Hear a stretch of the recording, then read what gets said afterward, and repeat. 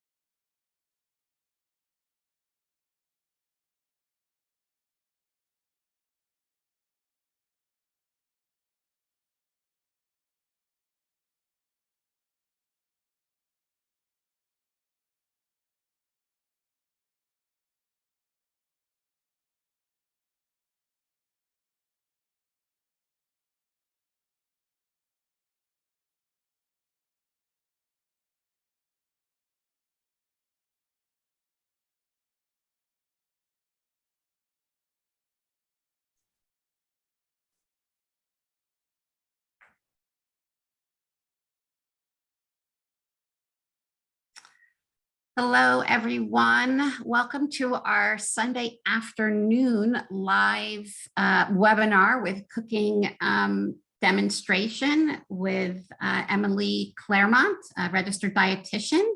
The topic is pain management. It starts in the gut. And I'm really excited to have Emily with us.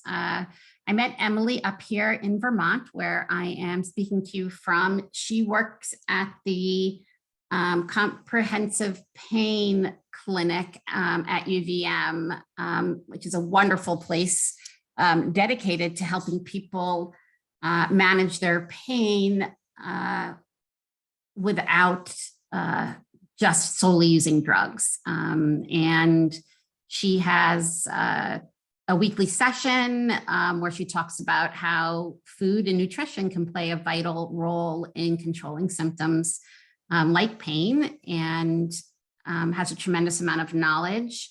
I hope you've had a chance to catch some of her other webinars and cooking demonstrations. If you've missed them, they're all in the Wellness Library.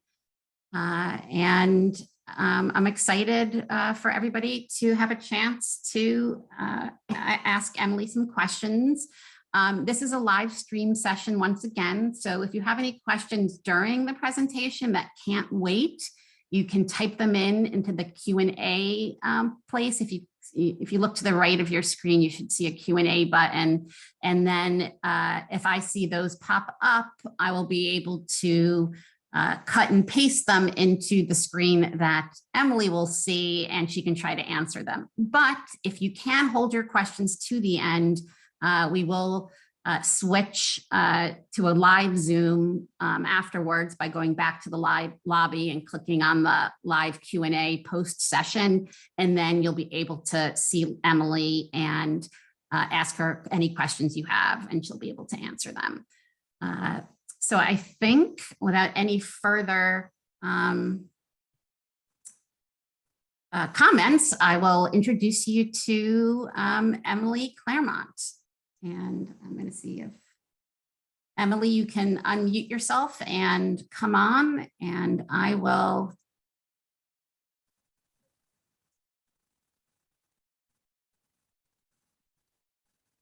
There she is, and I'm going to spotlight her for everybody. Why don't I see the spotlight?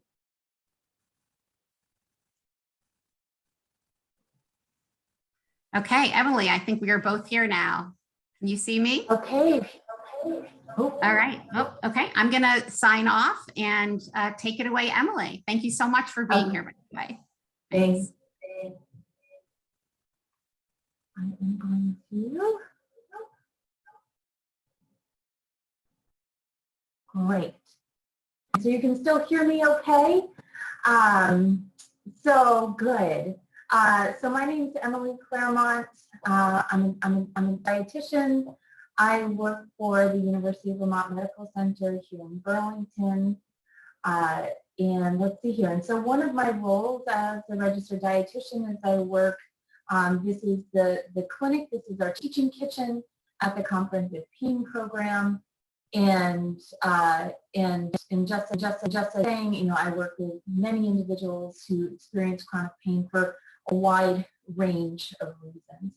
And it's my job in the clinic is to talk to individuals to see if there's any sort of connection between what they're experiencing symptom-wise and the foods that they're eating. I'm going to say that there's a handful of knowledge out there that is helping us understand this connection between the foods we eat and pain. It's not a huge amount of information out there. So I will say now it's being built on as we speak. So also similar to, you know, what EJ was saying, I hope you got a chance or get a chance to see some of the other videos that I posted. I tried to give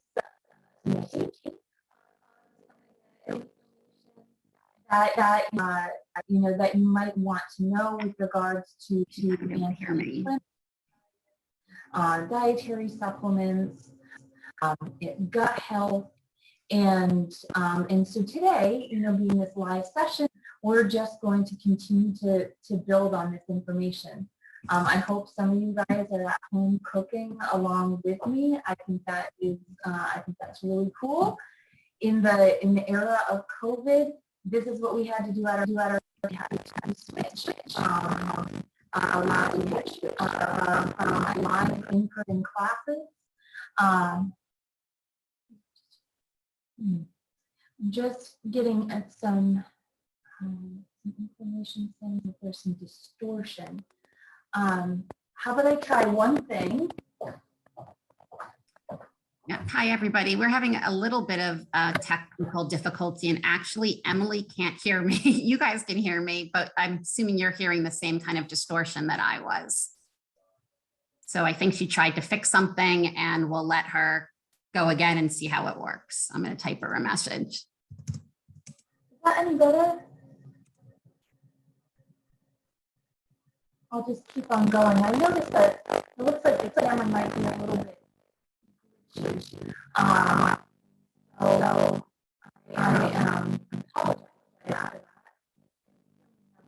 pretty Wi-Fi signal. But just thumbs up, thumbs down. Is that any better for sound?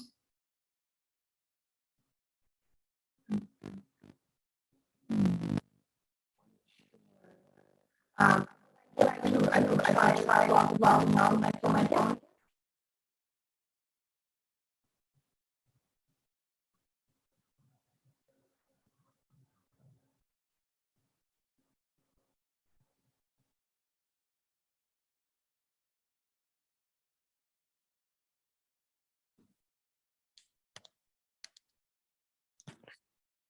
Does that sound any better? Yes, that sounds really great. And if you're at the pain center right now, can we bring you a charger? Do you need a phone charger? Oh, you know, I've got almost a full battery. Okay, so you will make it. If it looks like it's getting low, we're probably 15 minutes from you, 10 minutes even, and Sarah will run and get you. So everybody, I apologize. This is live TV, live whatever, but yeah, every other word was very garbly, so I don't want people to miss what you're saying. Yeah. But this seems to work great. So let's go. Good. We'll do this, and we'll see. If you get low, let us know. And okay, take it away, Emily. Okay, thank you. So I don't know what was missed, but I'll do a snapshot of it. Let's see here. I work for the Comprehensive Pain Program. I work with individuals trying to figure out that connection between food and the pain symptoms they experience. This clinic doesn't necessarily have one condition focused, except for the experience of chronic pain. So we see individuals with all backgrounds, injuries, disease, trauma, you name it. However, they've arrived at the place that they're at with pain. The other thing that I did say is that the breadth of knowledge that's out there with regards to, between pain and nutrition is not huge. And so it's something that we just need to be patient with and stay up on our literature, pay attention to reputable resources, which if you visit some of the webinars that I did, I certainly give out some really good references. Okay, so let's get to cooking. So we're doing, I will say there's one main recipe that is up on the website today. We're going to do that kind of like the second half. And then the thing that we're going to get going on first are just some roasted root vegetables. So one thing that I always, I encourage for anybody experiencing chronic pain is to have your kitchen, your cooking area set up with all the foods, utensils you need. Have your oven preheated. Basically minimize however much like running around you need to do while you're cooking. This is a notion of conserving your energy, which for a lot of us, and especially with chronic pain, is something that we run short of sometimes. So you can see I have, I won't tilt it too far, but I have all the vegetables I need here for the roasted root vegetables. And then I have the fish on a separate tray. This helps me organize my space. This is also something, well, literally I did this maybe a couple of hours ago, but so think about this, we could set it up maybe mid-morning, mid-afternoon, and then we get to the cooking, say, hours later. And that can be a way for us to space out the energy that we put into a meal. And so the reason why I decided to add roasted root vegetables to this meal is because we're talking about healthy fats. We're talking about, anti-inflammatory fats. We're talking about their effect in our digestive system and why that makes such a big difference, why our gut is playing such an important role in our experience of chronic pain and our ability to heal. And so fish, which is a wonderful source of anti-inflammatory fats, and we are going to have some plant foods with that as well, but we also want to bring in the fiber, specifically the fiber to help build our microbiome. So our healthy bacteria and yeast that live and reside in our gut. These vegetables are also loaded in color, loaded in phytonutrients. Phytonutrients are plant nutrients. So phyto means plant, nutrient means nutrient, also called bioactive compounds, phytochemicals, bioactive chemicals, all the same thing. And so to best digest and absorb our phytonutrients, we want to consume them with a source of fat. So roasted vegetables on their own, because we're using olive oil, would be great. Combining that along with a source of nice unsaturated, high omega-3 fatty acid fish, we kind of have like a winning combination for reducing inflammation. Okay, so roasted root vegetables. These can be any vegetables you want. I chose Brussels sprouts because they are in season, but also because they didn't have any turnips. I wanted some turnips and they didn't have any. Let me just grab one thing. I had this set up here, but in the back corner of the table, speaking of energy conservation, is my compost bucket. And so I want to make sure that if I, intend to compost, that I'm not going to have to spin around my kitchen like I just did looking for that bowl. So let's see here. So with a Brussels sprout, I'm not going to spend the time peeling off those outer leaves. I'm just going to cut the bottom off, making it nice and smooth. I'll cut it in half. And then I already kind of have placed over here in advance, just a baking sheet with some parchment paper. Again, this is, I will say it seems a little bit like TV-like for me to have everything laid out like this. I do this in my kitchen at home too, because I know when it comes down to it, I want to cook. I don't want to be, searching in the kitchen for all of these things.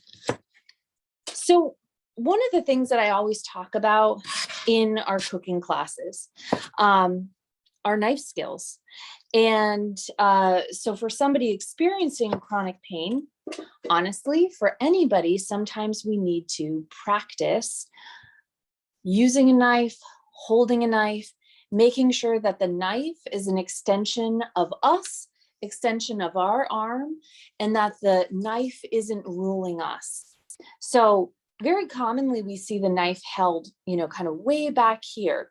And it can actually be, I work with an occupational therapist in our cooking classes at CPP, and she points out how awkward and uncomfortable it is for our wrist to hold the knife back this far. Instead, if I crop a pie, and what I'm doing here is putting my middle finger on the back of the blade, and then putting my thumb and pointer finger on the top of the blade itself. And I'm able to much better, you can see there's a much better angle in my wrist, and I have a lot more leverage when it comes to cutting all of these vegetables. So Brussels sprouts, 'tis the season here in Vermont, a very fall-centric vegetable. These are part of the broccoli family, same family as broccoli and cauliflower, loaded in phytonutrients, loaded in fiber. And let's see here. And they're cute little cabbages. I want to say Brussels sprouts are some of the more accepted vegetables out there, even though, I know they have kind of like a broccoli flavor to them, but I hear people say, oh, I love roasted vegetable. I love roasted Brussels sprouts. And so then we're also going to do some baby carrots. Also, a fall time favorite. These are from a local company, a local farm, and they're called real baby carrots because they're actually tiny, tiny little baby carrots, as opposed to some of the carrots that we see in the grocery, when we see baby carrots, those are actually like a large carrot that's been shaved down. Maybe it was ugly, or I don't know if it had like gone bad. I don't know what food manufacturers do, but they shave down the outside and they just leave that little tiny core. So I hope that, the remains of that, the rest of that carrot go into like, I don't know, dog food or something. But hopefully they get repurposed. So let's see here. So we've got Brussels sprouts, an excellent source of, and nobody needs to repeat this, but isothiocyanates, the phytonutrient, which is called sulforaphane, is the larger category. We've got carrots, excellent source of a precursor to vitamin A, so carotenoids. We're going to do a couple of radishes. And I understand that radishes may not be the most fall vegetable, but they are still coming out here, and they're beautiful, right? They have this like amazing magenta color. And when we're talking about trying to fill our plate with color, right? We say, eat the rainbow. Part of that message is so that we get our phytonutrients in. But the other part of it is that it really excites us. It's beautiful to look at. It makes our plate interesting. And for that reason, we might be more likely to eat it. We might be more likely to be excited about eating it. Okay, and so these are just kind of your regular old radish. But the fact that, the fact that we see this like beautiful pink magenta color, that tells us that there are specific nutrients in here that are not in a Brussels sprout, and vice versa.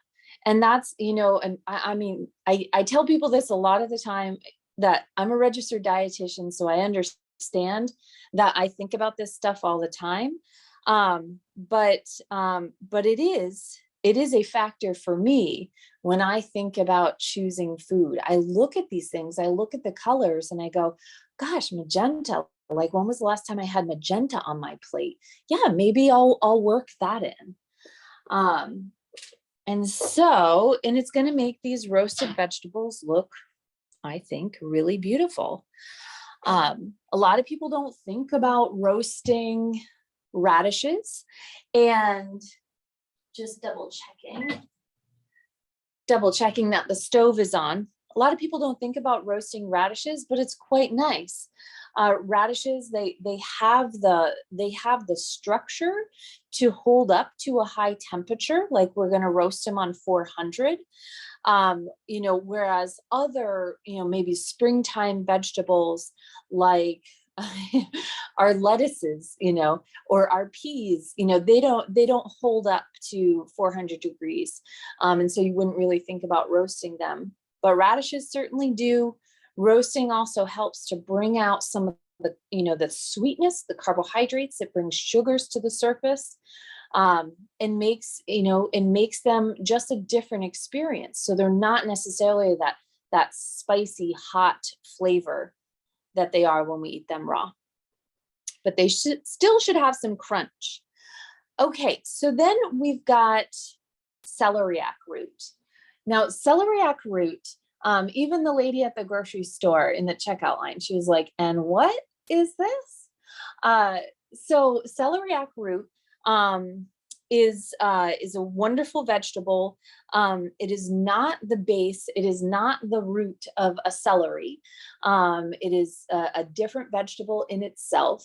So root vegetable found underground, harvested again towards the end of summer into fall. It is a hard, dense vegetable, and it does, however, have a similar flavor to celery. I like to say that it almost has like a buttery component to it. So it's really nice in stews, really nice in soups. Okay. So what do we do with this thing? Because we definitely have to get the outside of this off. The prize is on the inside. Not that it looks a whole lot different, but the prize is on the inside. This is not something that you want to get a vegetable peeler out for. This is far too gnarly. So for me, using a chef's knife, I think, at least for me, is kind of I have the most leverage and strength to be able to prepare a vegetable like this.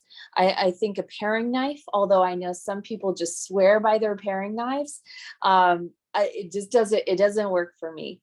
But I'm never going to tell my mom that, and she just loves her paring knife, and she can do anything in the kitchen with it. So it already has this flat bottom. So I'm not going to do anything there. What I'm going to do is I'm going to just start peeling it and doing my best not to cut off too much of the meat on the inside.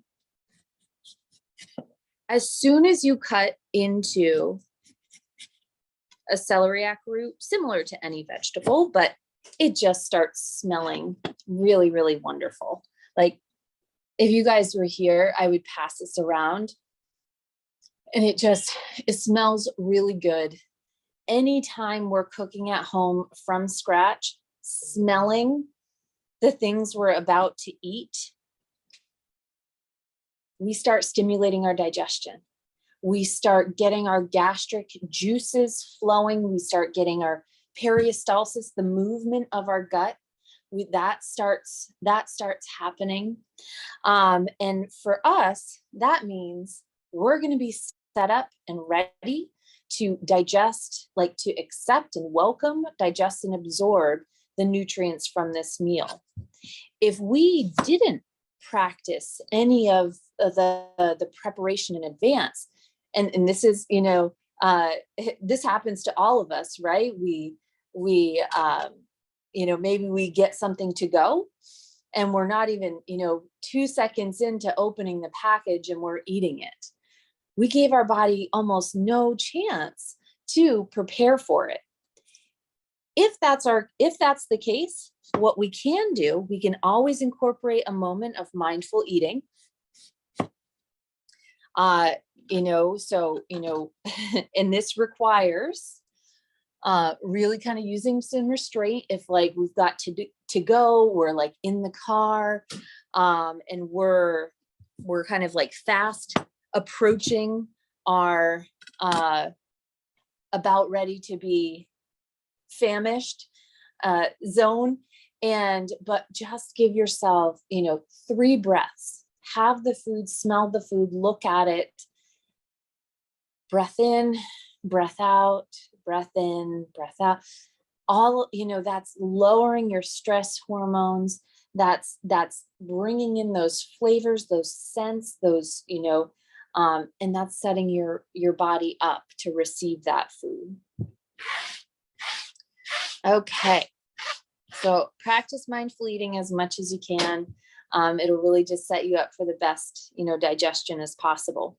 So now we've got this nice little whitish vegetable. It's pretty solid from here on out. For these types of vegetables that are, pretty hard, I do like to kind of doing this like bridge or claw to really kind of brace myself so that when I cut, again, holding the knife very securely, I can just press right down and it stays together. By doing so, then I'll push this back a little bit so you guys can see. We've got 2 flat surfaces here. And so I feel really secure chopping these up. They're not going to roll around on me. I don't have, there's much less risk of me cutting my finger. And so when it comes to roasting vegetables, I roughly just kind of want to make them all the same size. They don't all have to be the same shape, but what I'm thinking about is how long are these going to take to cook? And is one going to cook a little bit faster than the other? So I think we've got room to do the rest of this. You'll notice when hold on one sec. Lost you guys.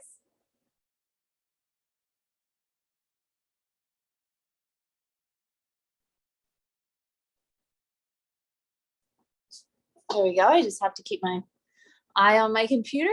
It decides to go to sleep. But you'll notice that maybe, you guys can see when I'm coming in when that knife is getting closer to these guys, I curl them right in. This is a technique that, that has been around forever. It keeps our digits in place and still allows us to have pretty good control over the foods that we're cooking. All right. So we're going to get these in the oven and we're just going to drizzle them with extra virgin olive oil. Speaking of anti-inflammatory, they're doing studies. Well, okay, I've seen one study that looked at extra virgin olive oil and they were comparing it to ibuprofen. So they're looking at the anti-inflammatory phytonutrients lignans, oleocanthals found in extra virgin olive oil, right? When we smell olive oil, we smell a spice to it. That is the component that has anti-inflammatory benefits and actions in our body. So we're going to drizzle the extra virgin olive oil. We're going to do a little bit of salt. And, you know, there's different thoughts about salt in the world. And I'm a dietitian, so I'm pretty well aware of salt ideas. I'm doing a little pepper as well. But this meal, I guess, other than the olives that I'm going to be using, has no added salt to it. There's going to be naturally occurring sodium in the vegetables that we eat. But other than that, you know, we don't necessarily have to be concerned about having too much sodium in this meal. So I'm okay with adding some flavor. All right, so I'm going to pop these in.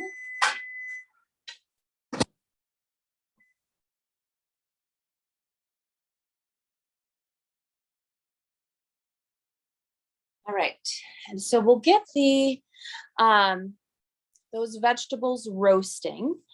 And the next thing that we're going to work on, well, I should say we will finish up those vegetables when they come out. We're going to toss them with some baby kale and some fresh herbs, all of which high fiber, all of which contain phytonutrients. So then, let's see here. So then we have fish. And actually, before I so want to reach for the fish, but the thing that we're going to kind of get going first is what's going to go on the fish. So this recipe is called fish en papillote. And I think we could also call it steamed fish. We could call it fish in parchment paper. We could call it fish in paper, you know, which is the actual translation of it. But the reason why, you know, I chose this type of recipe, and I really like doing this at home, whether it's fish or chicken.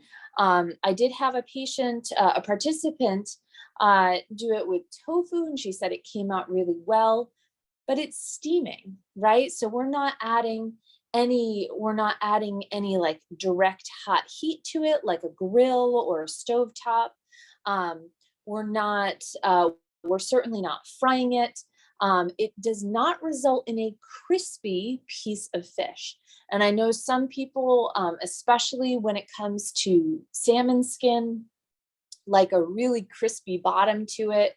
I don't want to be the bearer of bad news, but when we fry, which was what we're doing when we fry the bottom of that salmon skin and eat it, all of those lovely omega-3 fatty acids maybe that's not the only reason why we're choosing salmon.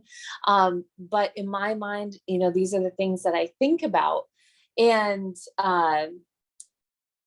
we could say goodbye to all of those healthy fats, depending on how high heat it is, how crispy they are, how well cooked it is. I mean, those omega-3 fats could, very well be burnt and converted into carcinogens. Having that once in a while is not going to be, the end all of nutritional health, but it's not something that we want to do regularly. Similarly with like chicken skin and things like that.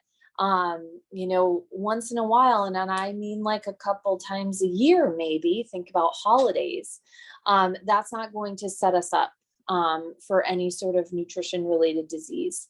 But if it's something that we consume on a regular basis, it very well could contribute to negative, I'll just say negative health consequences. Oftentimes, throwing off our cholesterol, bad cholesterol goes up, good cholesterol goes down. But I think that's maybe the worst news that I have for today. So we've got this salmon. I chose salmon today. You could do this with any fish. I think I maybe put on the recipe hake, which is one of my favorite white fishes. And is very, very high in omega-3, higher than salmon is. However, it's not as common. If you can get hake, I would say snag it, try it. And if you can't, look for some of these other fishes. Any cold water fish is certainly going to give us the omega-3 benefits that the others would. And so with this recipe, we place the fish, in the center of this, and I pre-cut these. Again, energy conservation. I don't want to do this when I've got, salmon juice all over my fingers. I want to have this kind of done and ready. But we place the salmon in there. We do the toppings on it for flavor. And then we do this nice, little package. All the while we're just sealing it up so that when it comes up to temperature, the steam that's coming off the fish actually helps cook it. So you might have seen all of the options that you could have. But what I chose, let's see here. So I'm going to do slices of lemon. I'm going to do some Kalamata olives. I'm going to do some chives. These just looked really incredible. And oddly enough, these did come from a local farm. So, I mean, they must be growing these inside. In Vermont, there's no way that chives would be growing this time of year. And then also some parsley. So like I said, as I was saying with the roasted vegetables, I am not shy when it comes to adding herbs, fresh herbs, dried herbs. I'm not shy about that because there is nutrition in here. Not only am I going to get fiber, but all of these phytonutrients that are going to be, I don't think I've said this yet, maybe, but best absorbed when we consume them along with a source of fat. So sometimes, I am trying to think, how is this meal going to serve me best? Also hoping, that it's going to be an extremely delicious meal too. So let's see here. I'm going to kind of in its own way, I'm going to set up like a little kind of mise en place, as we were talking about before. Mise en place means everything in its place. So let's see here. So for the lemon, and this is one I had at home, I used it previously for some zest. So it doesn't necessarily, it's not like the most beautiful lemon, but that doesn't bother me. So what we're trying to get from all of these, we're trying to get some flavor. The lemon is also going to give us some juice, which will help steam that salmon. So I've got 2 fillets here. And they're kind of narrow. So let me see here. I think what I'll end up doing is kind of cutting them in halves, and they'll probably fit on the salmon a little bit better that way. So I'll just have kind of the lemon pieces here ready to go. I can put the lemon away. I'll do the chives next. And you'll see I'm kind of just creating this little, almost like sandwich station, but it's a little fish papillote station, where then when I have my fish fillets, I can just kind of choose from the toppings that are here.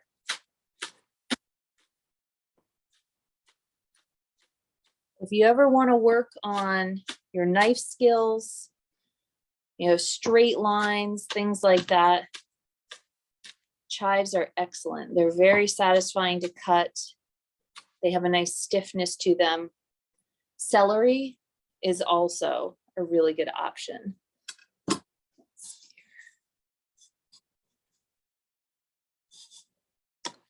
go. And so all of these really cute chive pieces, which I'm going to put them on to be cooked, but they could also go on at the very end. It wouldn't really matter. And then let's see here, the Kalamata olives, it's hard to say.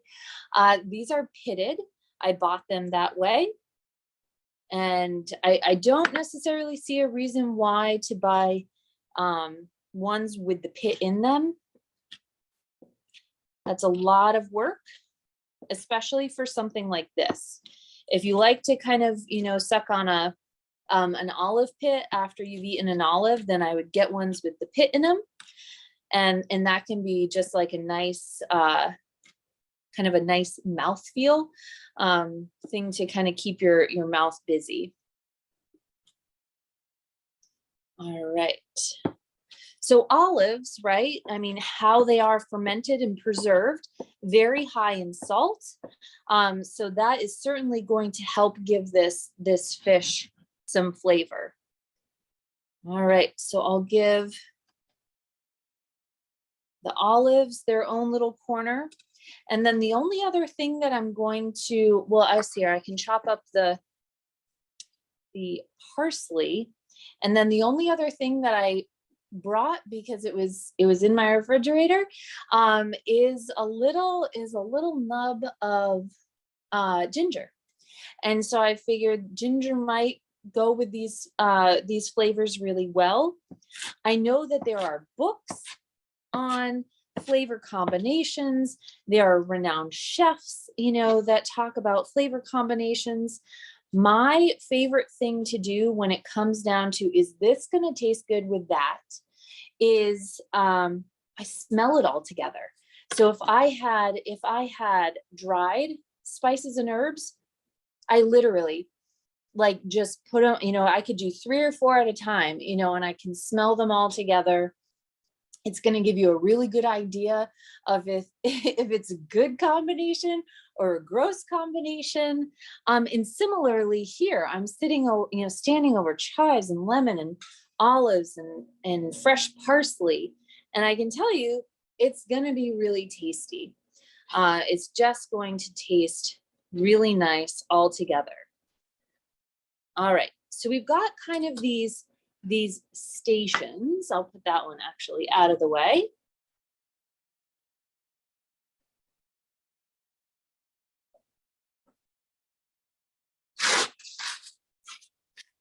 Get my hands dried a little.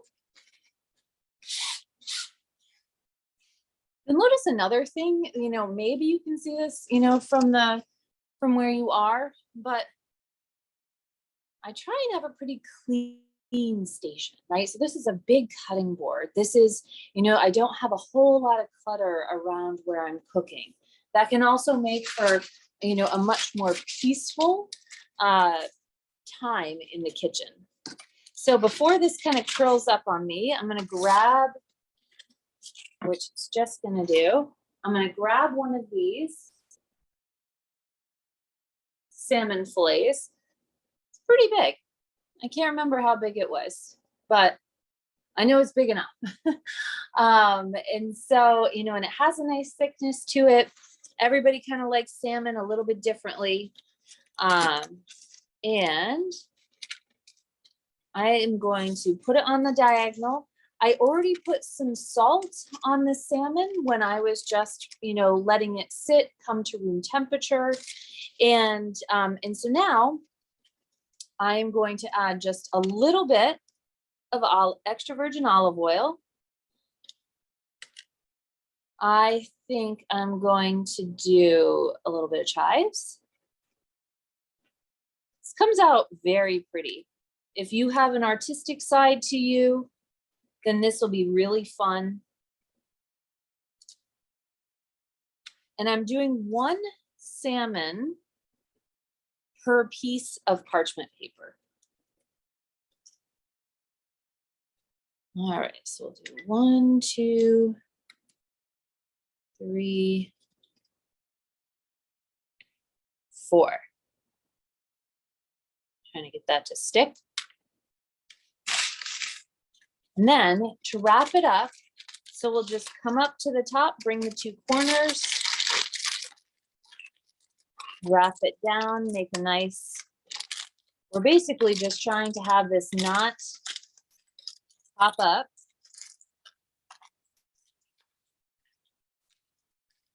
You can do toothpicks, you know, on the sides once you get there. I don't have any toothpicks, so I am just going to crimp this up as best I can. We've got 1. And then for the second one, second salmon.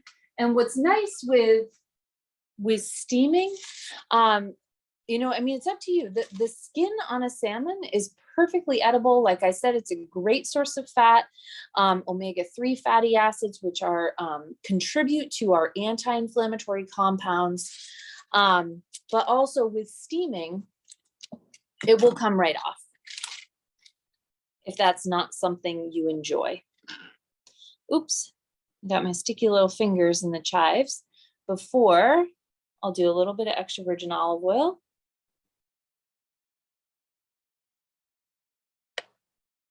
We'll do the chives. I don't know if any of you guys noticed, but I totally forgot to put the parsley on the last one. So that'll be something we add at the end. I also forgot the ginger.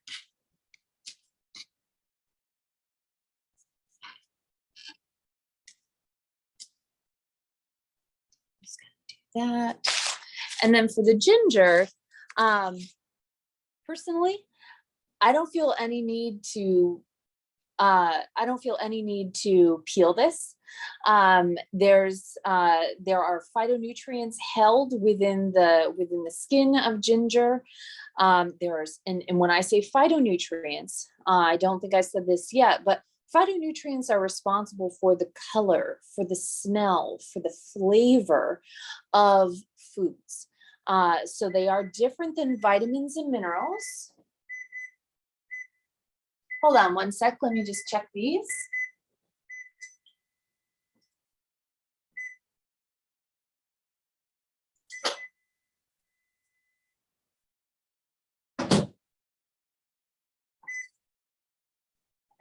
We'll just keep those going a little bit until we're ready to put the salmon in.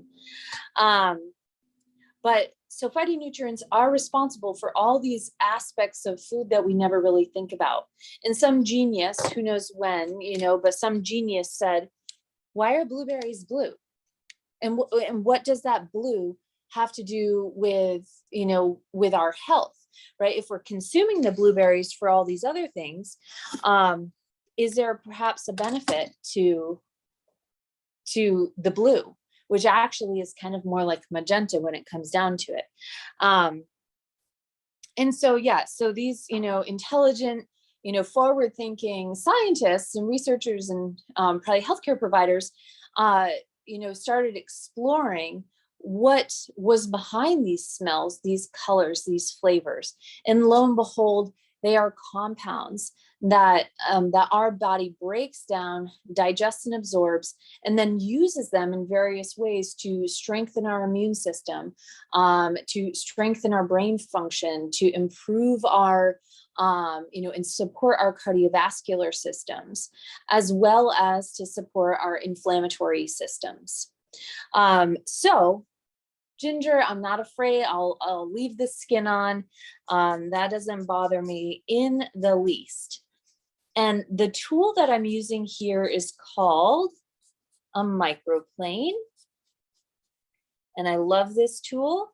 I think it's the one thing that, you know, is probably worthwhile to get. It's not an infomercial, but basically this is a pretty juicy piece of ginger, but you shave it and then it builds up on the other side, and we can kind of scoop it out and use it. All right, and then we'll add some lemon, lemon,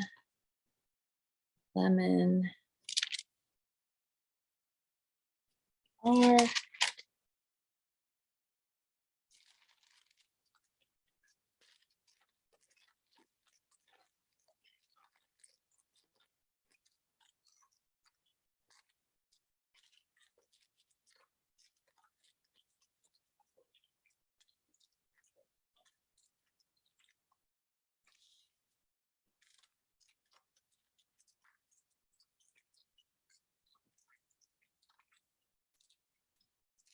all right. This little package is good to go as well. Get this out of the way. I'm just going to wash my hands.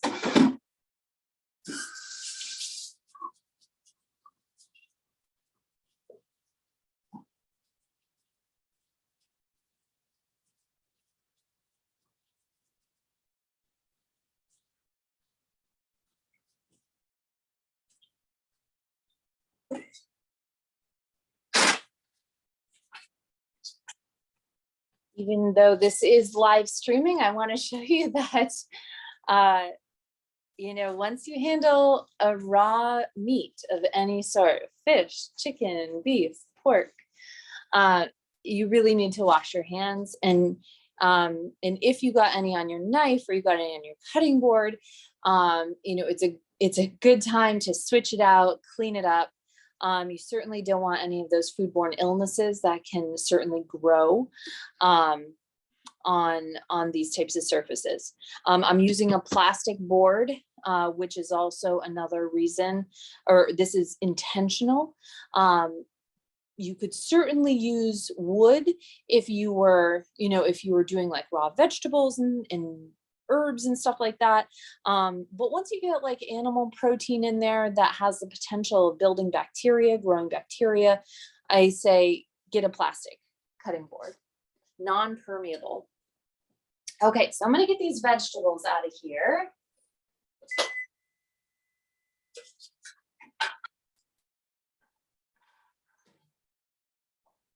I'll show you those in just a minute. I'm gonna swap it out for the fish.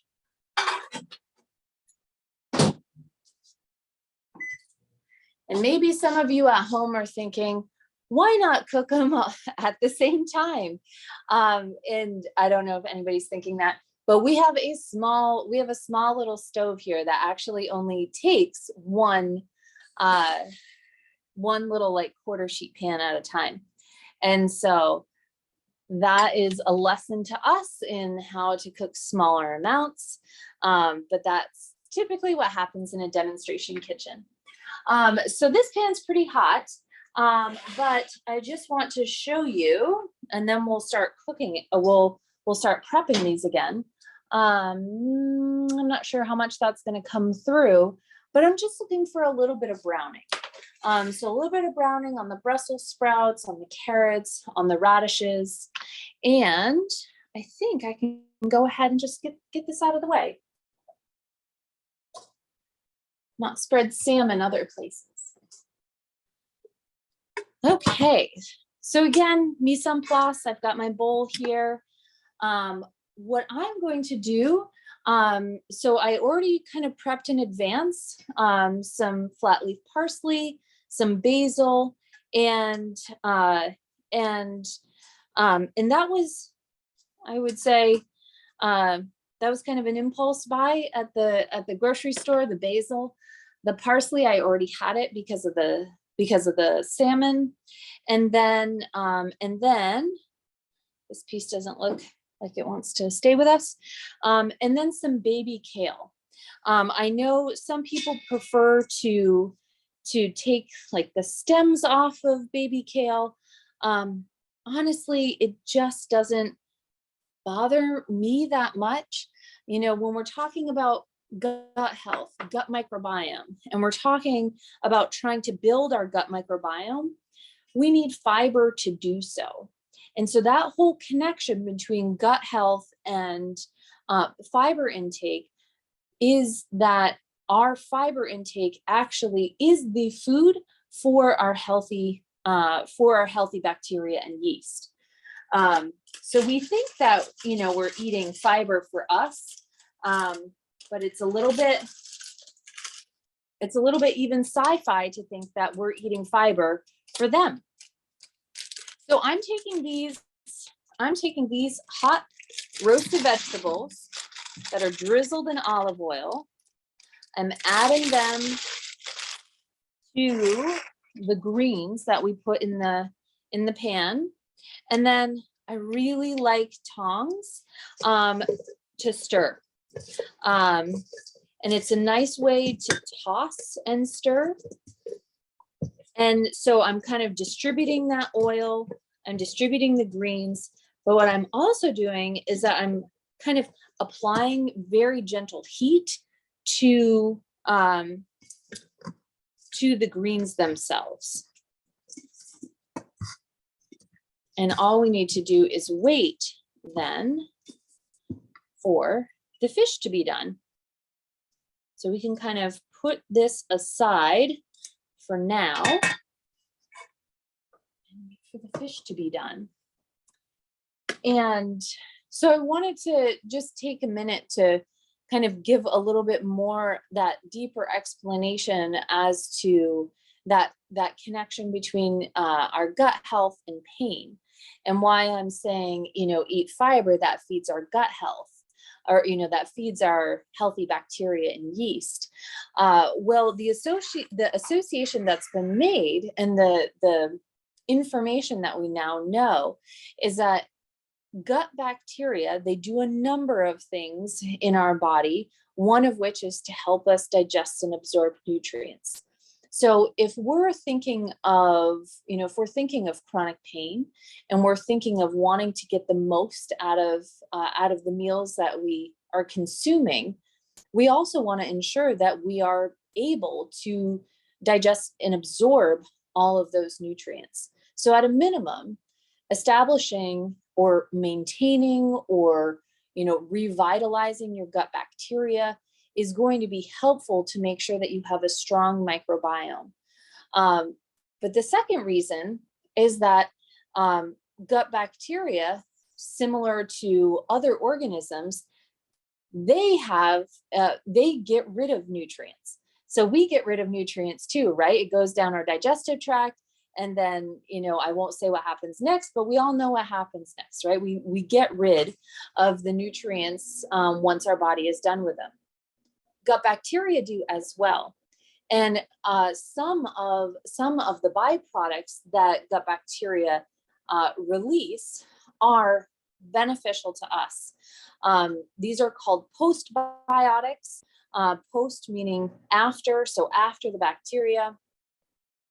And some of that have been identified have anti-inflammatory compounds. So short chain fatty acids, butyrate, for example, helps our inflammatory systems. As well, another postbiotic product, that they excrete is a nutrient that actually helps to build the mucosal wall of our digestive system. And so if you haven't heard yet, that our digestive system is a super, super important organ that, for a lot of us, especially in the United States, we haven't been super kind to our guts, over the years. We haven't been eating high fiber foods. We haven't been, we haven't been eating unsaturated fats. We've really been fueling ourselves with foods that don't result in a healthy gut bacteria or gut microbiome. And so establishing that healthy mucosal lining just further enhances our digestion, our immune system, our inflammatory processes. So those are the types of connections, that we think of when we say, why would pain management start in our gut? And another kind of interesting fact, right, is if I said that our fiber that we consume is actually not for us, it's for the bacteria. If we don't feed them the fiber that they need to survive, Well, one answer may be that one answer might be that that the gut bacteria and yeast, maybe they die off or they're not as strong. But also the other thing that can happen is before they die off, right, they're going to try very, very hard to stay alive. And they are going to eat that mucosal lining of our gut. And so that very thing that they, kind of work to build, they start taking it down because they can use that as a fuel source. So, our body and many organisms, on the planet, have an immense ability to survive. And this is one example of how our gut bacteria will do things that they wouldn't, prefer to do, but they're going to do it in order to survive. So other than that, I think we just have a few more minutes on the fish, and I can think of just seeing if there's any kind of questions coming through. I will talk a little bit, I can kind of fill the time a little bit with talking, about omega-3 fats, which is, very rich in salmon, which is what I'm cooking today. So omega-3 fats are essential. Essential means that we have to have them in the body, and we have to get them from food. And, and if we don't get them from food, our body has no way of making them. And so, as a result, we could be deficient in omega-3 fats if we don't have them in our diet. There are many, many other nutrients that our body requires, but it can build those nutrients after we've absorbed other foods, digested and absorbed other nutrients. Omega-3 fats are not one of them, and there's many other essential nutrients. But omega-3 fats, they have a partner. They have a partner in their work in the body, and those are I don't have that many fingers, omega-6 fats. And so our omega-6 fats, they contribute to compounds that produce inflammatory compounds. And we might say, like, well, geez, inflammatory compounds, we don't want those, in the body. Why would we ever eat, those things? But omega-6s, just like omega-3s, are essential, meaning that we have to have them in our diet. There's an essential function in our body that requires omega-6 fats. And I mean, this is growth, DNA repair, actual inflammation, the inflammation that we experience when we cut or bruise ourselves, when we stub our toe and, our toe swells up.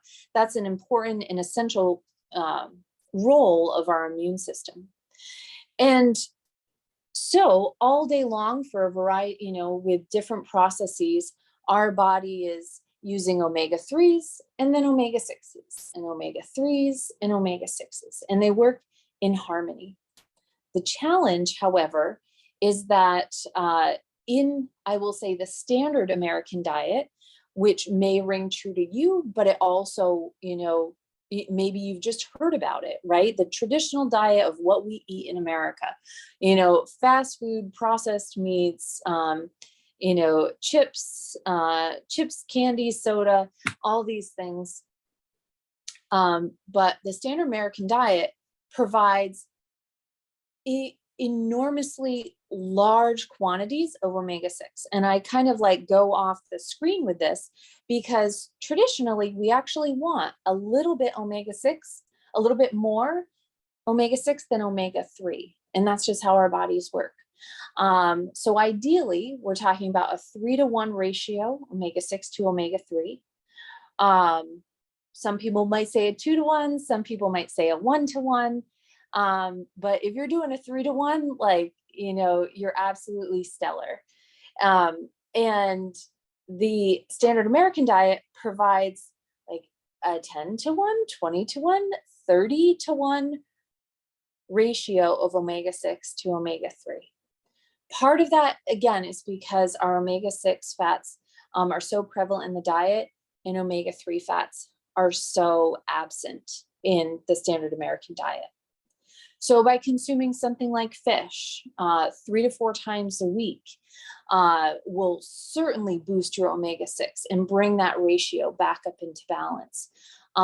Maybe you don't like fish, and that's, not the most uncommon story I've ever heard.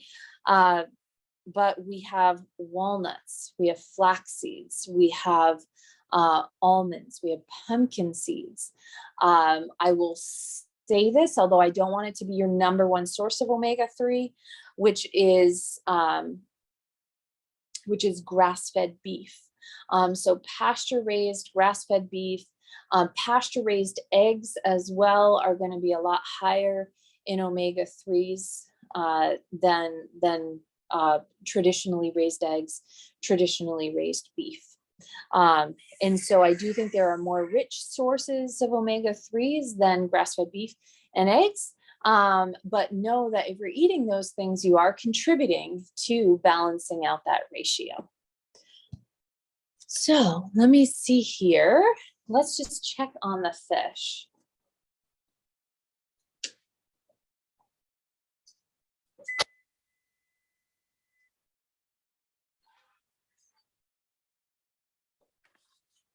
And so this, steaming the fish in this way,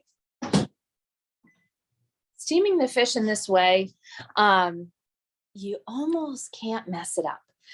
So if any of you have cooked fish at home and, and you're like, one and done, you're like, never again, it came out dry, it came out whatever, rubbery. Try doing it this way and just see how it goes. Steaming adds moisture to it. It's certainly still going to bring out some of those fats, but we have all those, those plant foods around it that are going to be contributing some nice rich texture and color, or texture and moisture as well. So these are really hot. I'm going to kind of gently open these up. What can be really nice, you can just put these right on a plate, and actually let me do that.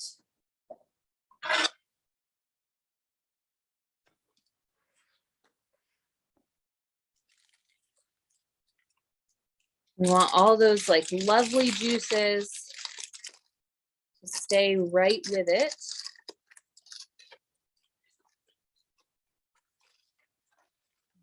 Great. And so depending on, what kind of style service you're doing at your house, I would say leave it right on the parchment.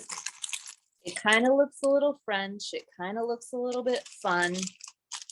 It's going to make cleaning that dish a whole lot easier. And then,